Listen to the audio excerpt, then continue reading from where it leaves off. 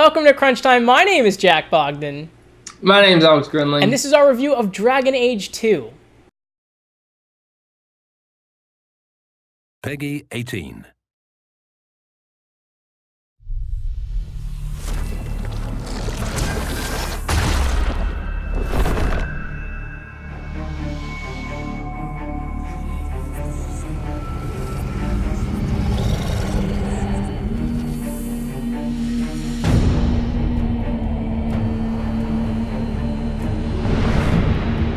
We stand upon the precipice of change. War and death approach. You cannot evade it. You cannot deceive it.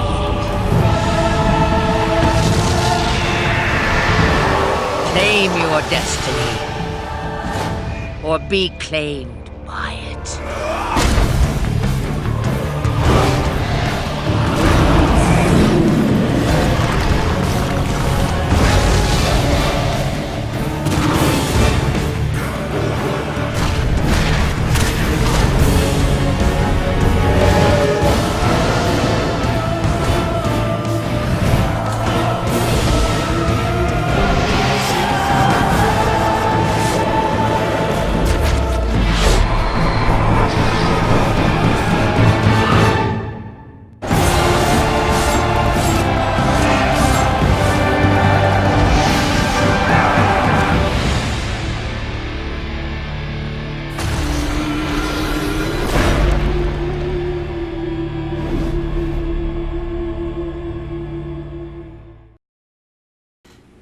Alright, so that was a trailer for Dragon Age 2. Here is some footage from Dragon Age 2. So Alex, Dragon Age 2, actually, let's go back all the way back to Dragon Age 1 for a second.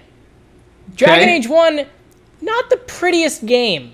Especially Dragon Age Origins. Dragon Age Origins. Let's clear the air here. Dragon Age Origins. Going back to Dragon Age Origins, not the prettiest game. One of the biggest complaints about it was that it did not have the visual fidelity of, let's say, Mass Effect or Mass Effect 2. Right. And this is not using the Mass Effect 2 engine. So what's going on here, Alex? I mean, the visuals look significantly better than Dragon Age Origins. Well, you would think so. I guess it does. It does look better than Origins.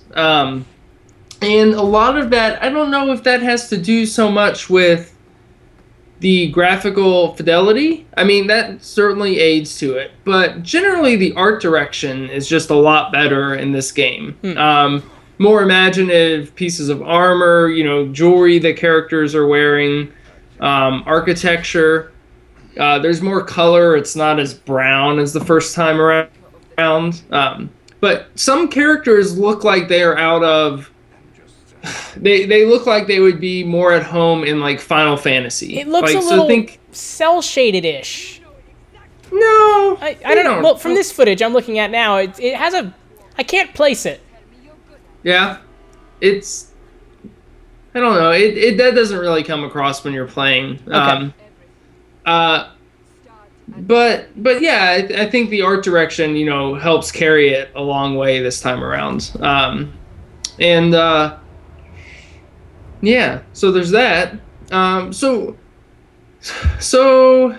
this game, let me tell you about this game, Jack, because that is what I'm here to do. So this follows, your Varric, the guy that you saw there at the beginning. Varric is a dwarf that you befriend pretty early on in the game.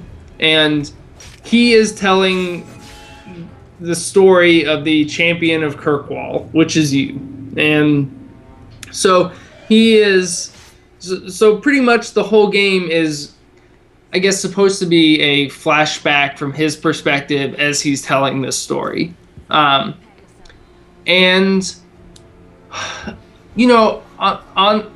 note, the game's story is a much more personal affair than the first one. The first Dragon Age, Origins, kind of had this grand epic, the blight is coming and it's gonna kill everyone in the whole world, so you have to save the world, pretty much. This one is very localized, and all the whole story is around the city of Kirkwall. And you go to Kirkwall as a refugee, and the rest of the game takes place in Kirkwall and in its surrounding areas over a matter of years. Does so that it's not allow you to really get past like a general aesthetic, or like, I mean, does it really let you explore? I mean, that sounds kind of like, I mean, is Kirkwall huge, and does it have its token fire part and token ice part and whatever? I mean, do you get to explore and see different venues per se? Well, there are a lot of answers to that. Kirkwall does feel big. It's there are different sections of the city, like Darktown, which is kind of the what would you think Darktown is? It's the seedy area. There's Lowtown, that's poor people. Hightown, all that stuff. They're really clever with their names. I know, right? And then there's the docks. I'm sure you can imagine what takes place at the docks. You can literally visualize the docks. So, it has those areas, and each one of those areas is decent in size. The problem is that those areas never change. You are in Kirkwall, over a period of years. And most cities change over a period of years. Kirkwall does not. It stays the same. So, hour 36. I guess that's about how long it took me to play through this the first time. Took 36 hours, and by the time I was on hour 28, Kirkwall was old, and it was really annoying having to go to the same areas again. And that's kind of a problem that carries over into the dungeons in this game. They repeat dungeons a lot.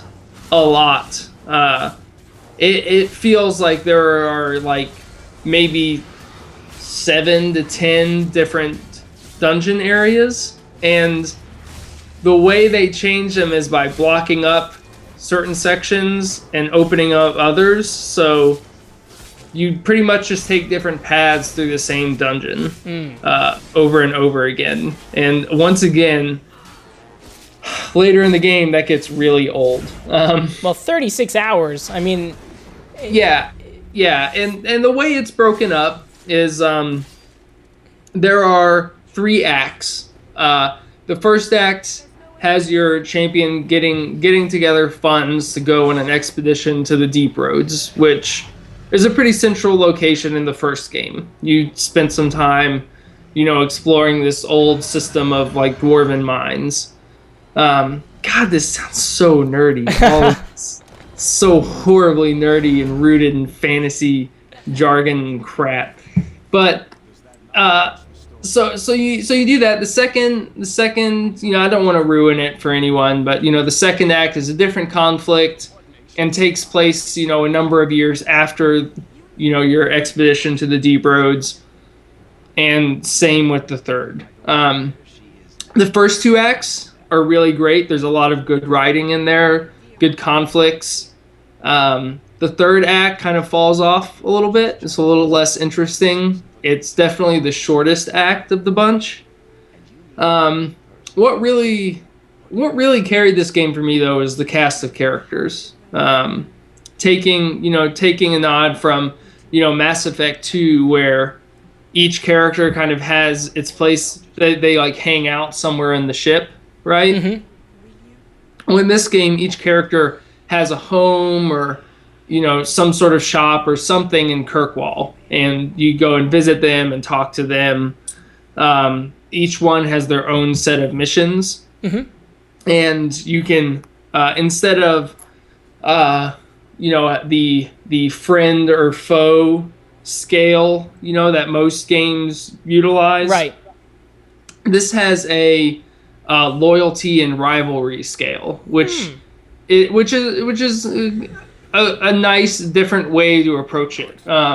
So if you're one of your dudes is loyal to you, that will open up like maybe a few special skills on that character. But if they're your rival, that opens up its own set of skills. And I just like that mentality rather than everyone being your friend or your enemy. Because sometimes you might like someone, but you just don't see eye to eye. Right. And so there's that. As far as basic carryovers from Dragon Age Origins and Dragon Age 2, like combat and stuff like that, is that fairly similar, or does that change up a lot, or? No, that changed up a lot. The first game, the combat was very clunky. It was very much rooted in old school, like hit someone and then invisible die roll, and that determines whether you're going to hit them or not. This one is much more responsive in that you hit a button and they attack. Hit a button, attack. So all the combat is directly tied to what you're doing at that second. And it's a lot more combat focused than the first game. The combat happens quicker. There are more enemies on screen. All in all, I think it's a lot more satisfying. Oh, good. It's completely different. You can still go in and do all the tactical stuff, pausing the battle and, whatever.